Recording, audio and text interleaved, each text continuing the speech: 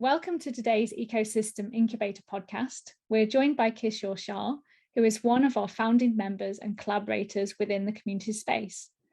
Thanks for joining and being here on our podcast series. Welcome, Kishore. Thanks for having me here. Firstly, we'll start with the basics. Could you tell us a little bit about your background and focus? It's a long story, because I was born in East Africa. My parents had migrated there almost about 100 years ago. And then grew up in a multicultural society with very hierarchical also. So Kenya was in effect practiced apartheid without calling it that.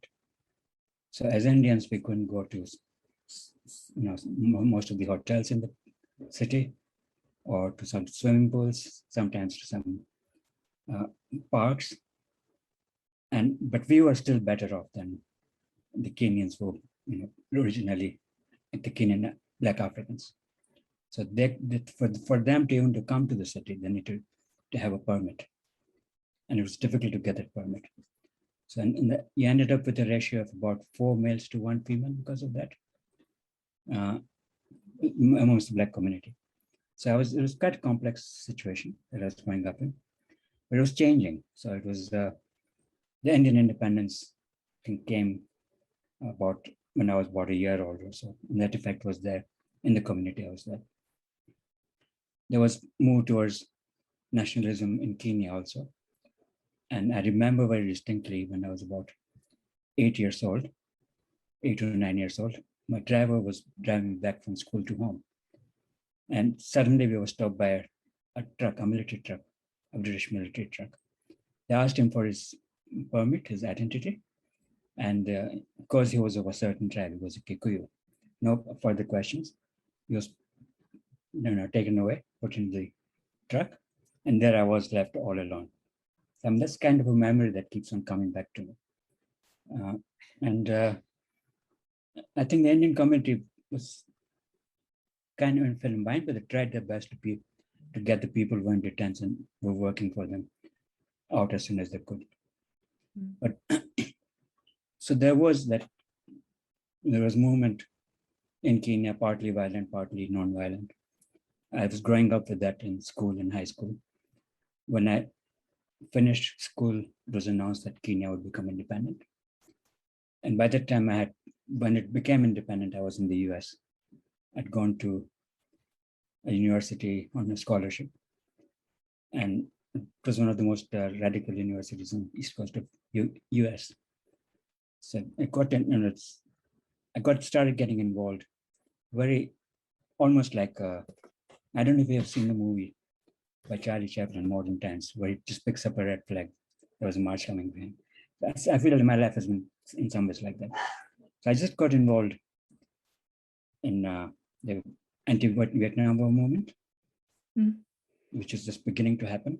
And I didn't know much about the war, it's just some emotion that triggered it in. And then I got involved in the civil rights movement at the same time. It's quite active. So I think it started changing my life. I was questioning, about myself and about what's happening around. And it also brought me out of that bubble of the culture we're in Kenya. Just 3 different cultures. I was in contact with all 3 of them, but very artificial with all 3. So even the Indian culture we practiced in India was 2 steps removed from India. So it wasn't really what you'd expect in India. We were trying to imitate a colonial, a settler-based British culture. And I don't know if you heard about Happy Valley. So it was that was the contact we had with the Western culture and the Western movies from the US. It was all very superficial. The contact with the African culture was also very superficial. I think being in that campus at Cornell, it brought out that deficiency that I had. Kind of being uprooted, not really having strong roots anywhere.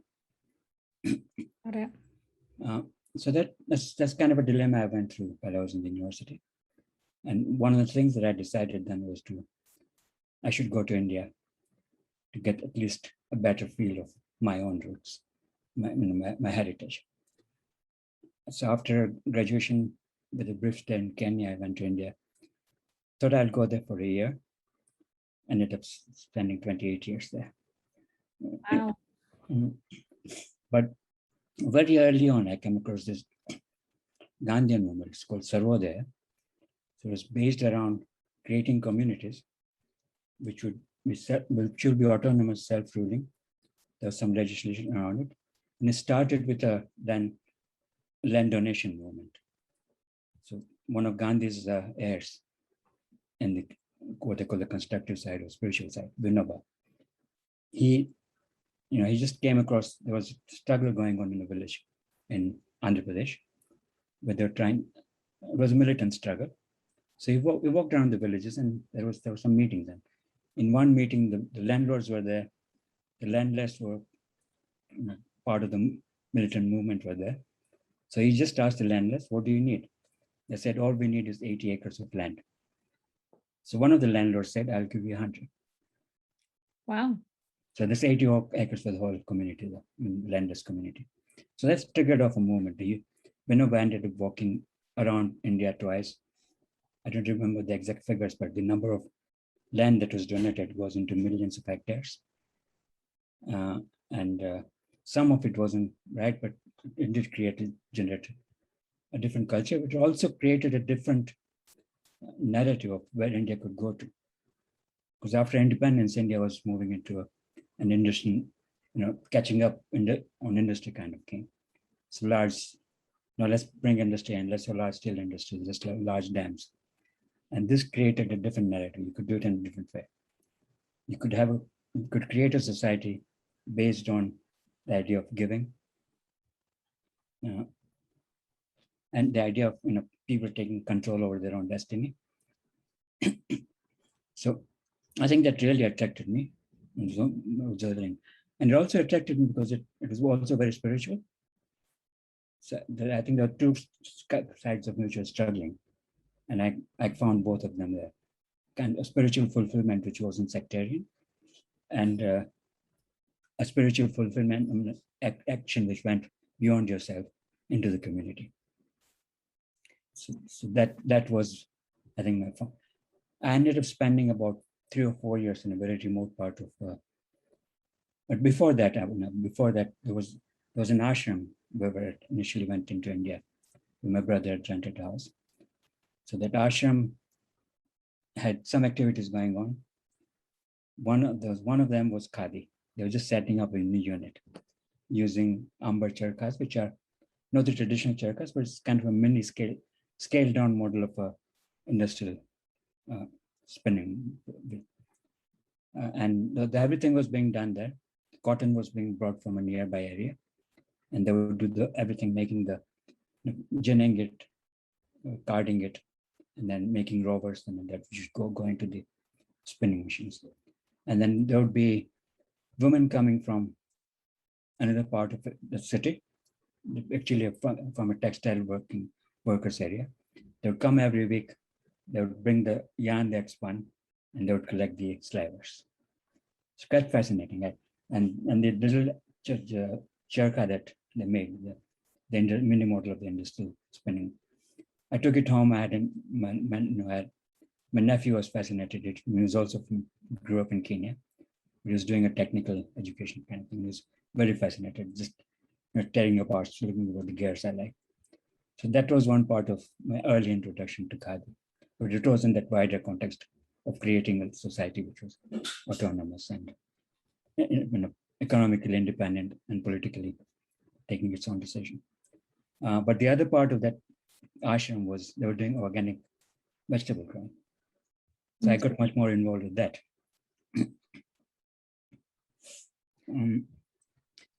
And then there were some people who would come around because it was a center. And one of the persons, an old person, around 70, 75, he was really into, has been part of the independence movement, but he was really also into organic farming. So he had lots and lots of books from the US on organic farming.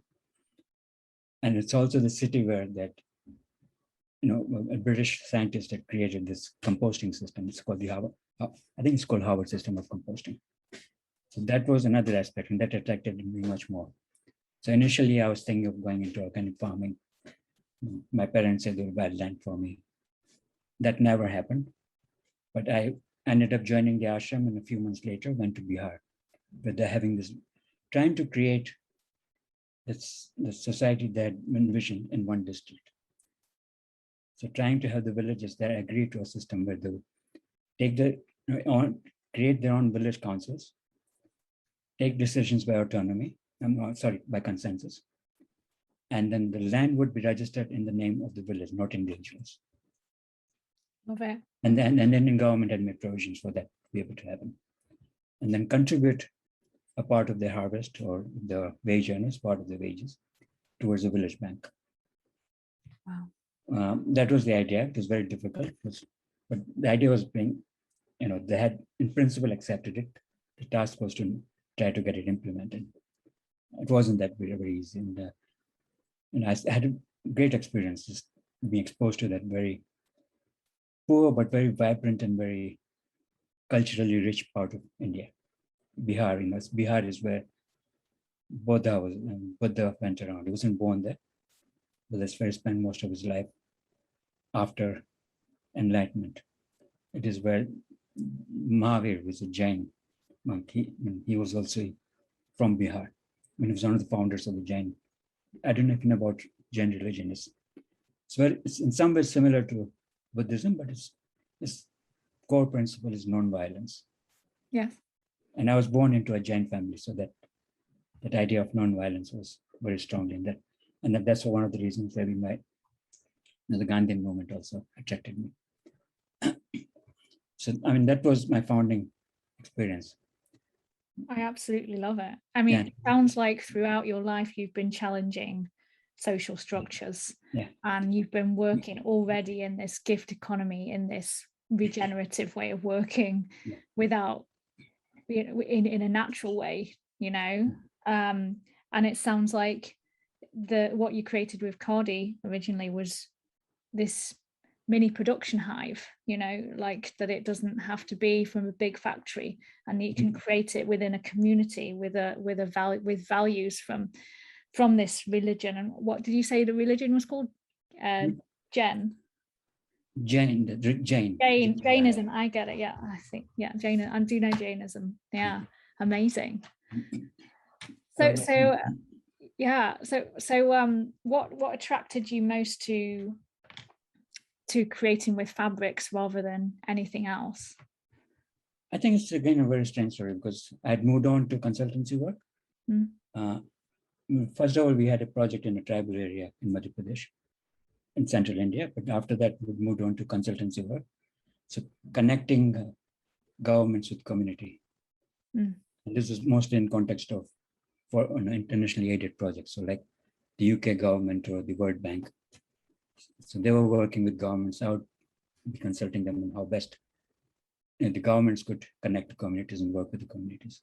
But it's mostly about, it's in the forest sector, agriculture sector, mostly the forest sector.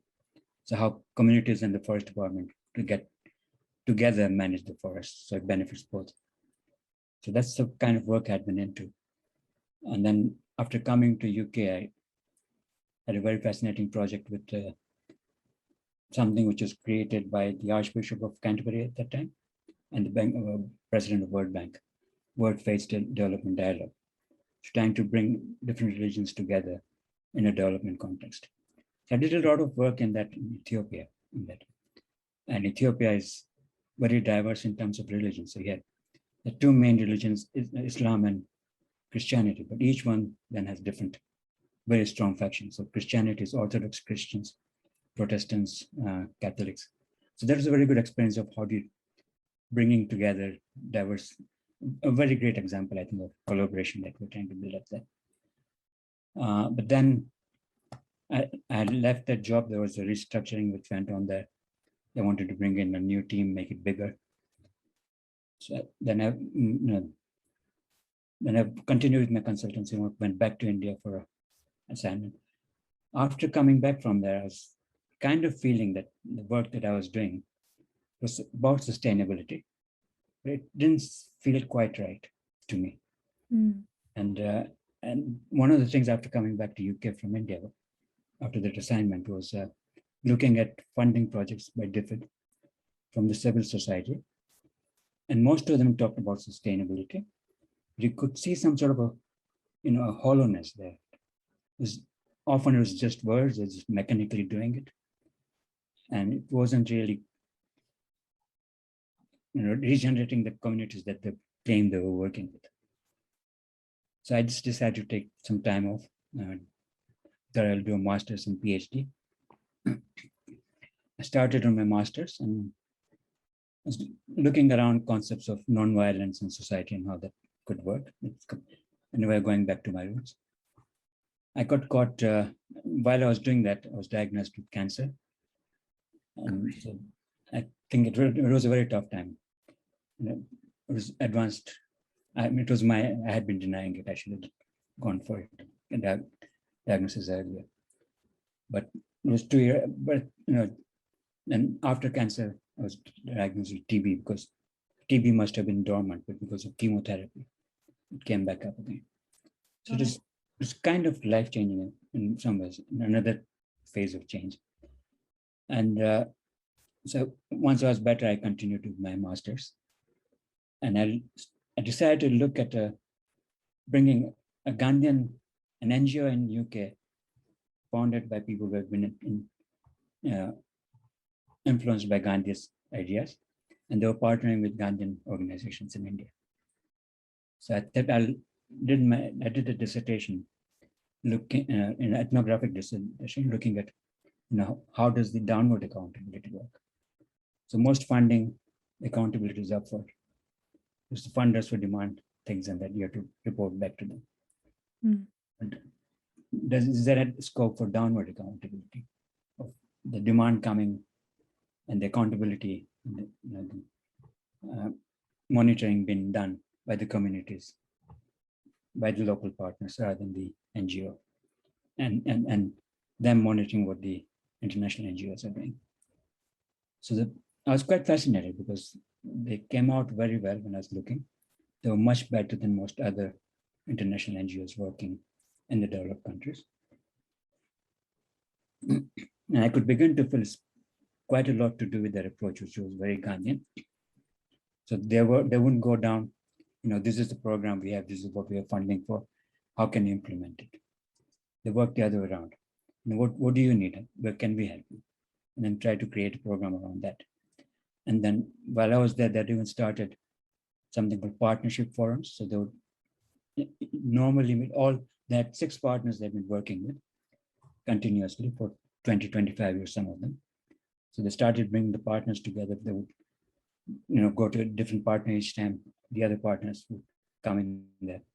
So it was fascinating, but all of them, the organization here and the organization in India, they didn't talk about Gandhi, they talked about sustainability. That was the fashion, that was what was marketable, and that's what we were doing. But as I was interviewing mostly people from here, it just sprung to me that, they're wearing a mask of sustainability. Deep down, they're Gandhians, and they're following that philosophy, that approach. And the next thing that came, I'm doing the same thing. That was a revelation. So and then I started exploring how could I reconnect more actively with my Gandhian values. And that's where I think the beginning of Khadi was. This could be one way. It's not just talking about things. It's something I could do from here. Something very concrete, very tangible. Yeah. To connect with, and it will allow me to explore what's happening in the Gandhian world in a different way. And I think Khadi, I was just generally looking at how I could reconnect to Khadi. But then we learned from a Times article that there was Khadi now available in London. It was in the West Ferry malls, both of them in London. So we went to that store and realized that wasn't Khadi they were selling. Their origins are Pakistan, so it might have a different meaning to Khadi there. But it definitely wasn't Khadi as we understood it. So I think that was kind of the trigger to start the work. To create something with integrity. Yeah. And at least, introduce Khadi to UK and promote it here, see how it was. The original idea was just to get clothes from them and sell it there. But I think what I found was, I came in contact with some designers, and they loved the fabric. And I think that's the route we went down with them. So we had a stall in Greenwich. We gave it up, and I just focused on working with designers. It was a very good learning process for me, learning from the designers, and also learning with the suppliers on how to make things which the designers would be satisfied with. And also do it in a way that, the way the designers work here. So they had to work with timelines. They had to have certain consistency in the product. You accept that because it's handmade, there'll be variations. But, but a loose weave is not an acceptable variation. And when we came across it, and we had to go back, but it's been a learning experience. And I think the other thing was when I started, immediately, my own inclination was to go for organic. There was a growing demand for organic, and there was almost no organic Khadi available. So that meant, got me searching, and that's where I came across most of the suppliers that we are working with now, because they are themselves looking towards creating organic Khadi. And in a way that we would like it, all locally. Because the Khadi way it's done now in India, it's controlled by a government institution called Khadi Village and Industry Commission. And they monopolize on the supply of slivers, which are made in 6 plants all over India. So it's very centralized, very large plants. So to me, that's not really Khadi in that sense. The end processes are Khadi, spinning and weaving, but a very crucial part is in Khadi. So I think this is when we started focusing on how that could be done. Love that.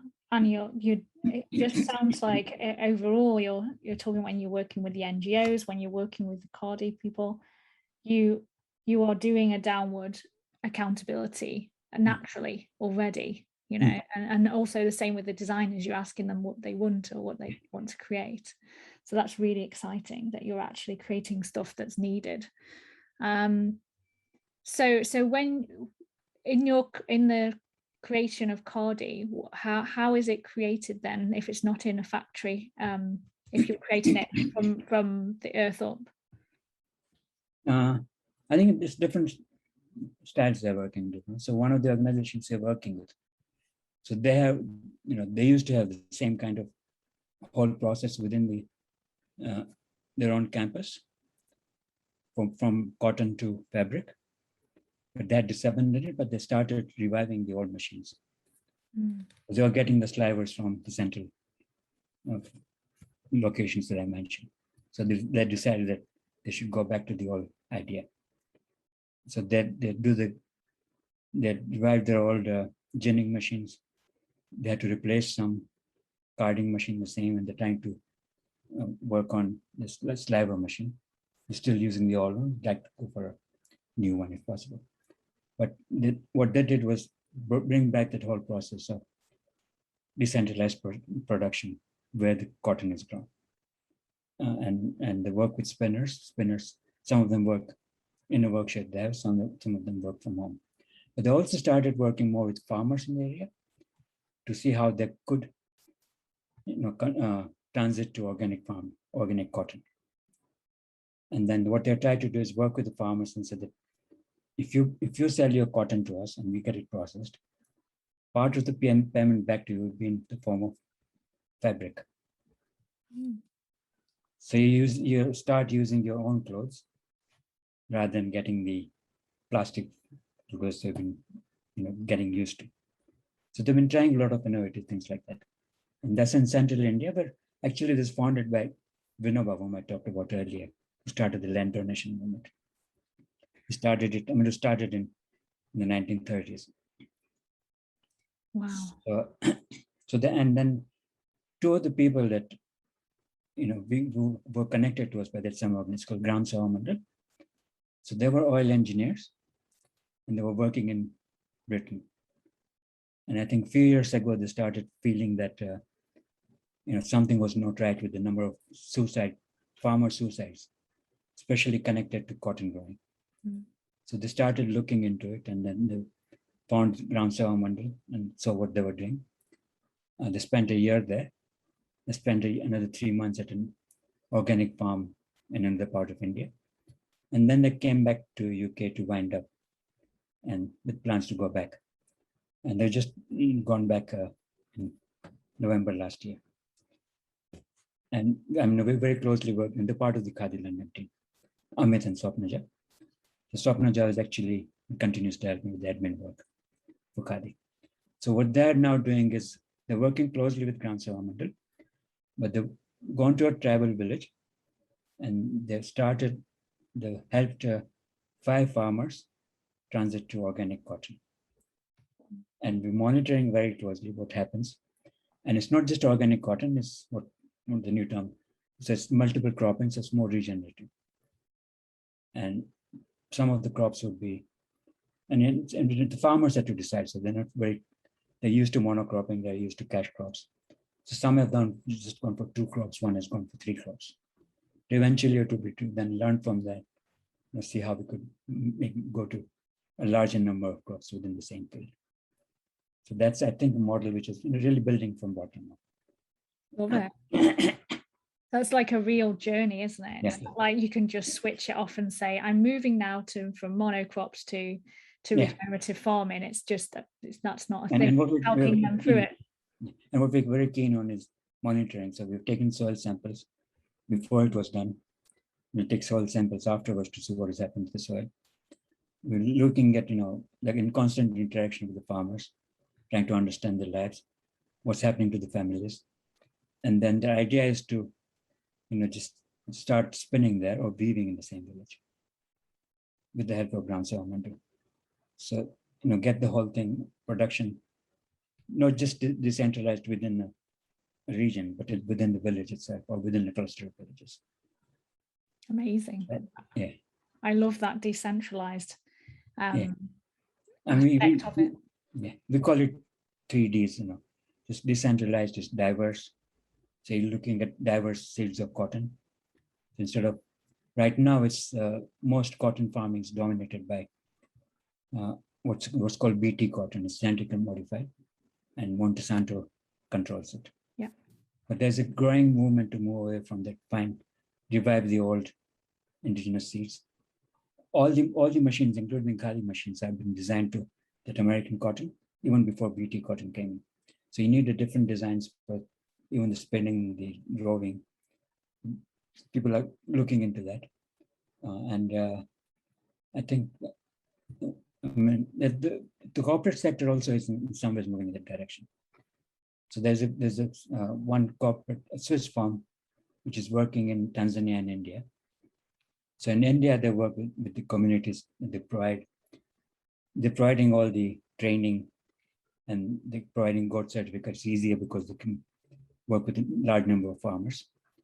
And then what they're doing is they buy back the cotton, and they're providing health and livelihoods and education facilities also. I felt that the efficiency there is that they buy back the cotton, and then they decide what happens with the cotton. Mm. So we tried to get some yarn from them for Bangladesh, organic cotton yarn, but it had to go through the Swiss firm. Mm. So I think, the corporate sector is doing quite, and there are other projects also. But I think this is different in the sense that it's the people who have the power, and then they can deal with the corporate sector. Exactly. So if you're going to, if you're going to buy from us, ideally buy the yarn from us or the fabric from us. If not, at least let us keep some cotton back so we can make our own fabric. So they, I mean, they could start generating their own demands and conditions, which the corporate sector then they have a bargaining power if they're united, if they're organized. So I feel that somehow we have to move in that direction. Yeah. So that again, it's that bottom up thing where you're creating the infrastructure, which is completely regenerative, completely decentralized. Regenerative also in terms of social regeneration. Yeah, exactly. Not just about the land and the biodiversity, is much wider than. Yeah, so because you're creating essentially an economic structure that's different. Yeah. And that's why we resonate together so well. Yeah. What do you think the biggest challenges of implementing this into our current system is? I think it's the decentralized nature and the community nature. So if you're working in a village, we're finding out when it's an agriculture season, they're very busy with their agriculture. So they can't switch off. So you can't have a permanent workshop where everybody's spending 12 months a year. So they would like to do it when the agriculture season is off or weaving. So it's adjusting to that. And it works very differently from what the market system wants. They want certain things in time. They want it they want it tomorrow or yesterday possible. So it's adjusting, bringing those two realities together. And how do we create recognition to that system which would help the interest of both the communities and their customers, whether it's the small designers here or the large corporate sector.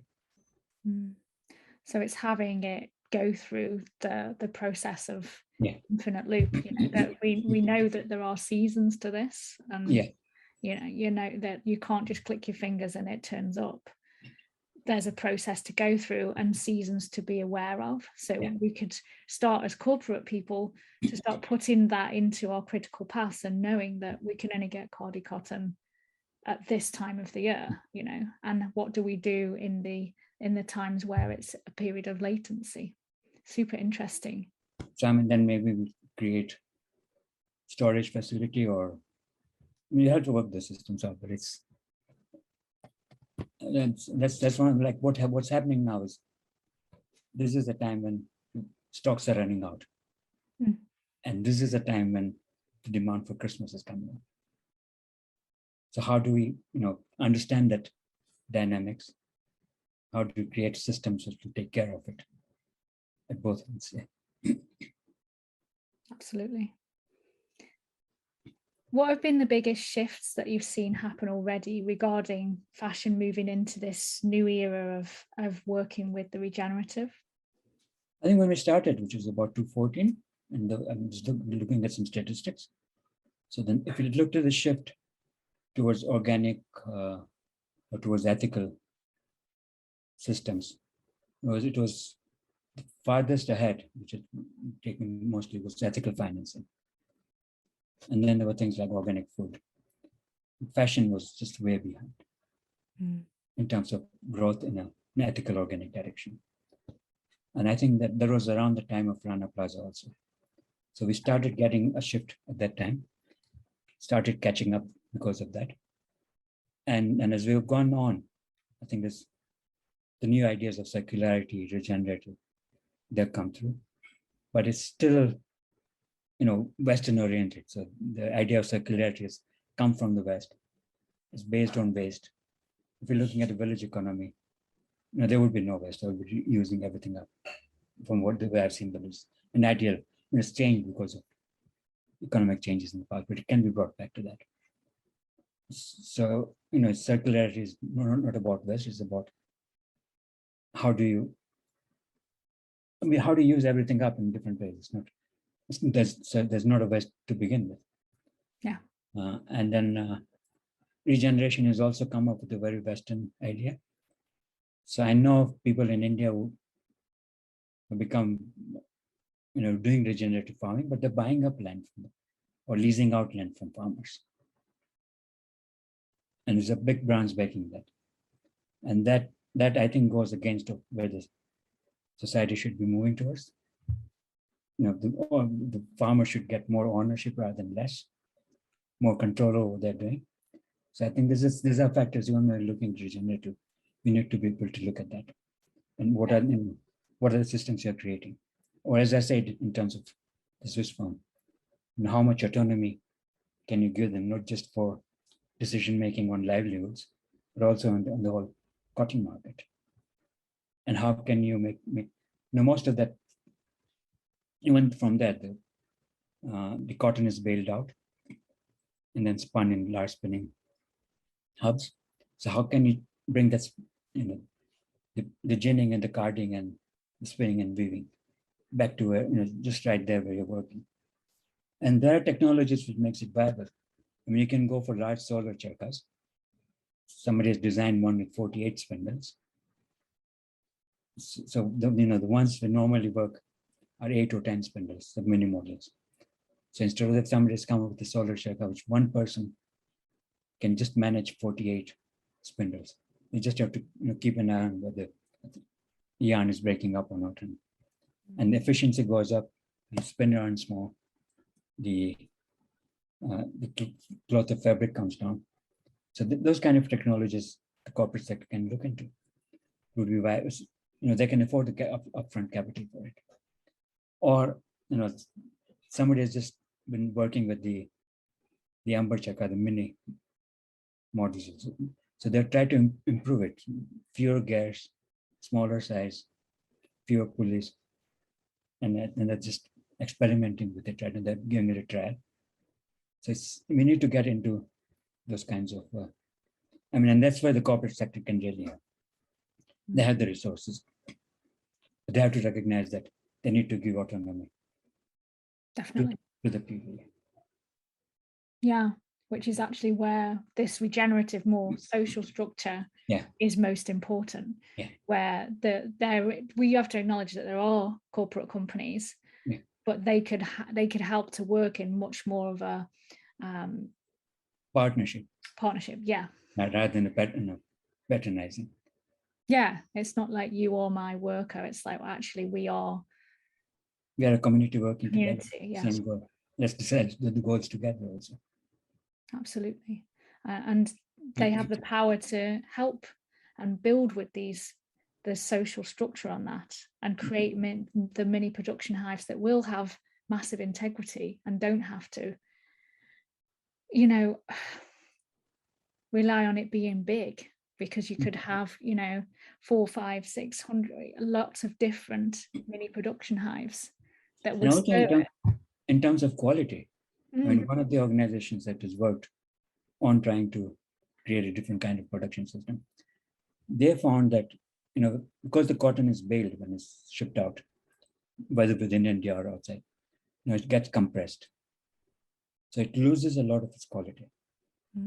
So if you do the whole processing right there, if you don't have to bale it, then it's much softer, much more breathable. It's a very different quality altogether. Wow. I didn't know that. That's a great benefit. Yeah. Love it. Wow. Who has most inspired you on your journey? I think a lot of people, so it's hard to say. I would say Vinoba, whom I mentioned earlier. He was alive. I got to meet him several times and part of his movement. And Vinoba was inspired by Gandhi, so that in some sense is my foundation. But I think by themselves, they wouldn't have been sufficient. So I've had to continuously look at other people, other ideas, and I found them all along. I think more recently it's been, I don't know if you heard, this whole idea of spiral dynamics, integral psychology. So there's somebody called Ken Wilber. So that was a big influence on me at that time. Ken Wilber's when he tried to become commercial, he lost his original touch. This is what I'm reading. But his original ideas are still very strong. And then that in turn builds on some of the Eastern thinking systems in psychology. So again, it's the Indian philosophies, including Buddhism, Jainism, which have I found it more and more being inspiring for me rather than individuals.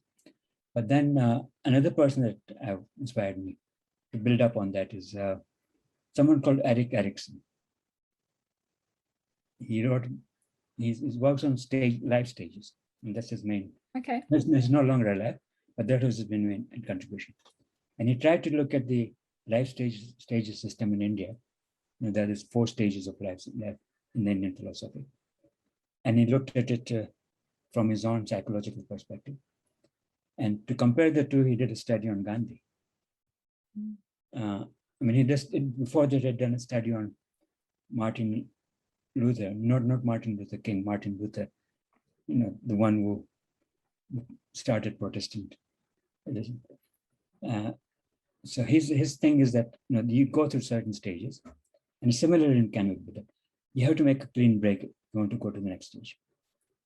It can't be a gradual evolution.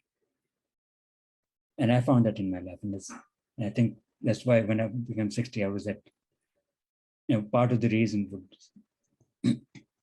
going to trying to do a PhD was an introspection to shift into a different stage of life. And I'm thinking, now, I would have done it earlier this year, but when I turn 75, I should step into the next stage. And that's what I'm looking at now, and how to do that. And so that's why we're looking at Khadi London. How does just do that mind not being around very actively? And that's the next thing we're doing. So it's people like, so Eric Erickson, Ken Wilber, Gandhi, and Vinoba definitely. Within the Indian philosophy, and my meditation practice is based on Buddha's teaching. So I think that also, so I don't know, it's just multiple influences. But the core, I think, is Gandhi and Vinoba. And Vinoba more because I knew him, and he had taken the whole concept of where Gandhi was step further, several steps further, I would say. Yeah, I found that too. It's a building of many different aspects, and forming it together is so important. It's not just one person that creates this. It's many people and many different views. So I love it too, that kind of thing. Lovely. And I love reading autobiographies or biographies.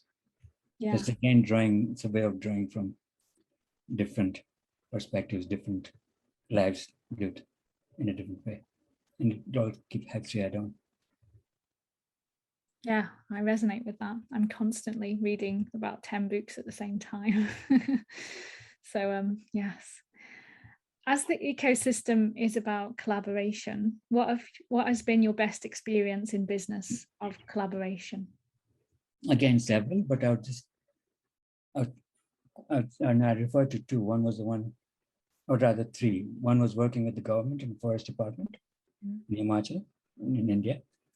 So it was, we could have had workshops, but we thought the best idea was to start, getting the department staff working with the communities, and then have workshop based on their experience. And then we brought in several different departments to create a micro plan for the villages. So that I think I'm building up again from the bottom, and to look at forest departments in India are very hierarchical, almost like the army. So what we did was we started having workshop at higher levels, but instead of one circle, have it for 2 circles. So instead of 1 conservator of forest, you'll have 2 conservator of forest. So already the hierarchy is broken. And that worked, that worked beautifully. So, and then we're working with them based on the experience to create a new policy. So I think that was one. The other one was the Ethiopian one. Yeah. We talked to people individually, then in workshops, and very different viewpoints. And Islam from Central Ethiopia would be different from the Somali Islams. Protestants and the Orthodox are again very different versions, and Catholics. So just trying to bring them together. Just one workshop where one group just said, we don't want to talk. And I wasn't conducting those, but I just stepped in at that point. And I had the advantage because what I said would have to be translated into Amharic. So that gave me time to think about the next one. But the main point was that, there are differences, but there are similarities. We have some let's look at those similarities. Let's count them and then see how we can build on that. And that, I think, so the next workshop, it was the patriarch of the Orthodox Church who himself attended it, which was a big thing for him. I think the third one is the creation of the natural fiber in the festival. That's been a collaboration right from the beginning. It's been through events, but also between events, we've been talking to each other, having meetings.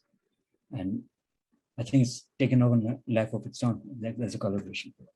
So we're looking at the next step on how do we make it more permanent, and how do it's not just about events. It's about the idea of natural fibers and what we can do with it, both in UK and globally. Love it. It's so exciting what you're doing. Something just could be. That wasn't supposed to beep then. I'll cut that out. So you've recently joined us in the sorry, my throat. So you've recently joined us in the Ecosystem Incubator. What do you see possible as we grow? I think one of the things which has attracted me as I look more at it is the whole idea of AI creating a marketing hub. It's going to be very challenging, but if it happens, that will be a major contribution, I feel. There's a lot of competition. I mean, you got Amazon, you got eBay, you got Etsy, but what we're trying to do is something different. And if it gels, and if people can, find through the AI system the supplier they want or the product they want, and which meets their, which appeals to their conscious and their ethical sense, and gives them a story, I think that will be. But getting there is going to be the big challenge. Yeah, always. That marriage of kind of the regenerative and what you're creating, what everyone's creating, and technology to bring it to many people, I think is it's a challenge, but it's really important to balance those two. Yeah. So if someone was starting on their journey in, what are we going to call it? Regenerative, new sustainability, I don't know, being conscious in their business, what suggestions would you give to them? Try and find a way of immersing yourself in the other person's shoes. Whatever is practical for you. So if you don't have too much time, just go and visit the supplier. Or if you don't have time for that, try and read up more about it. And if you have more time, say immerse yourself in spend 3 months in a cluster, 2 months, 3 months. So I think that's very important. It's not just, and if possible, just try and link up with one particular cluster and connect with them more than just as a customer and supplier. And I think that's increasingly happening with our customers. Definitely. We have helped customers go out there. People said, being very impractical, they'll make direct contact with the source. We say that's fine. I mean, it's not an issue, but it's really worked in a very positive way. So they're connected to these organizations. And even if they've gone out to other suppliers for the supply, they continue to try and get connected in some way. And one of our customers donated for a sanitary pad project where for one of the places where she visited. Then during COVID relief, again, they reached out to the same suppliers because that made the direct immediate connection. And I think that's important. And in our own business now, what we're looking at Khadi London, most likely scenario is that they're going to stop becoming a middleman. So we'll connect the customer directly, let them deal. We'll just, after connecting them, we move out of the scenario. That's one of the more strategies we're looking at. I think most likely we're going to do that. Love that. Thank you so much. Thanks for sharing with me today. I got so much from that. I'm most inspired by, especially the bottom up and the social structuring of what you've created and what you've been through for your whole life, essentially, and how that intertwines with what you do, and also could inspire many people to come and start to try on this new way of working, much more collaboratively, and I think intergenerationally, and really get to know where everything is from the roots up, not just see it as a supplier stroke brand relationship, but that we're in it together, that you are neighbours. So I love that. So thanks again for joining us. Thank you. Thank you. So make sure you get maximum value. Don't miss out. Make sure to register, subscribe, and find out more about our podcasts and other resources at theecosystemincubator.com.